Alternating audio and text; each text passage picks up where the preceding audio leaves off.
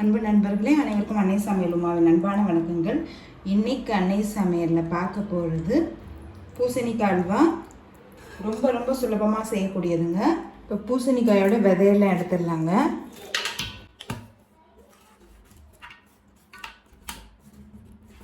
தோலும் எடுத்துருங்க.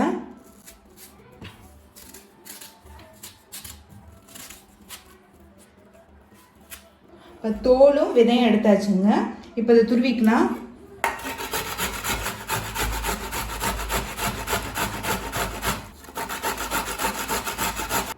இப்போ எல்லாத்தையும் துருவியாச்சுங்க.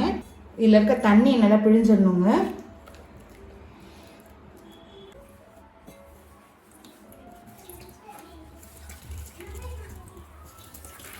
இப்போ நல்லா பிழிஞ்சாச்சு. இப்போ நம்ம அடுத்தது அல்வா பண்ண ஆரம்பிச்சிடலாம். கொஞ்சமாக நெய் சேர்த்துக்கலாங்க. கொஞ்சம் முந்திரி சேர்த்துக்கலாம்.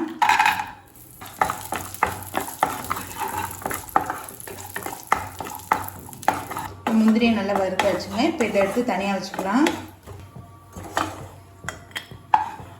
இப்போ அடுத்தது நம்ம துருவி வச்சுருக்க பூசணிக்காயை சேர்த்துக்கலாங்க.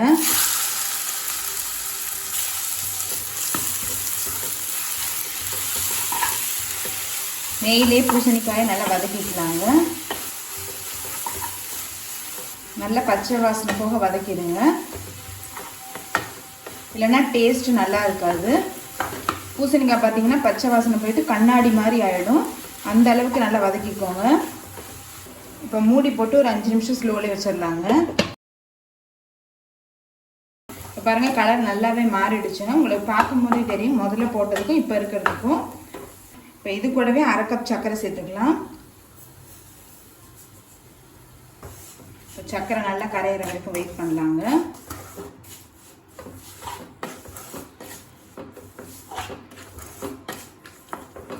இப்போ துருவன பூசணிக்காய் பார்த்தீங்கன்னா 1 கப் இருக்குங்க. இதுக்கு நீங்கள் பாதிக்கு சர்க்கரை போட்டால் போதும். இப்போ சர்க்கரை பாருங்கள் நல்லாவே கரைஞ்சிருக்கு. இப்போ சர்க்கரை சேர்த்துட்டு ஒரு 5 நிமிஷம் நம்ம ஸ்லோலே வச்சுருந்தா போதும். இப்போ சர்க்கரை சேர்த்துட்டு பாருங்கள் நல்லா திக்காயிடுச்சு. கொஞ்சமாக ஏலக்காய் பொடி சேர்த்துக்கலாம். குங்குமப்பூவை கொஞ்சமாக பாலில் கரைச்சி சேர்த்துக்கலாங்க. இது கலர் கிடைக்கும், அதுக்காக தான் நம்ம சேர்க்குறோம்.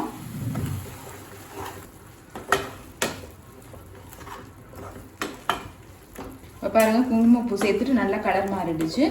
நீங்கள் விருப்பப்பட்டீங்கன்னா அதுக்கு பதிலாக எல்லோ கலர் கூட சேர்த்துக்கலாங்க. இப்போ நம்ம வறுத்து வச்சுருக்க முந்திரியை சேர்த்துக்கலாம். கொஞ்சம் நெய்,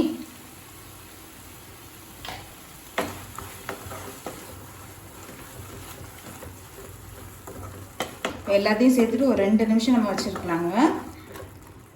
கடாயில் ஒட்டாமல் வரும். அந்த ஸ்டேஜ் வரும்போது எடுத்துடலாம். இந்த அல்வாக்கு பார்த்திங்கன்னா நெய் ரொம்ப தேவைப்படாதுங்க. ஒரு 2 டேபிள் ஸ்பூன் இருந்தாலே போதும். இதை பண்ணிடலாம். இப்போ பாருங்கள், நல்ல கடாயில் ஒட்டாமலே வந்துருச்சு. பூசணிக்காய் அல்வா ரெடி ஆகிடுச்சுங்க. நம்ம சர்வ் பண்ணிடலாம். இப்போ சுவையான பூசணிக்காய் அல்வா ரெடி ஆகிடுச்சு. ரெசிபியை ட்ரை பண்ணி பாருங்கள், கண்டிப்பாக உங்களுக்கே பிடிக்கும். ரெசிபி பிடிச்சிருந்ததுன்னா வீடியோவை லைக் பண்ணுங்கள், கமெண்ட் பண்ணுங்கள், ஷேர் பண்ணுங்கள். இது வரைக்கும் அன்னை சமையல் சேனலை சப்ஸ்கிரைப் பண்ணாதவங்க மறக்காமல் சப்ஸ்கிரைப் பண்ணுங்கள். தேங்க்யூ.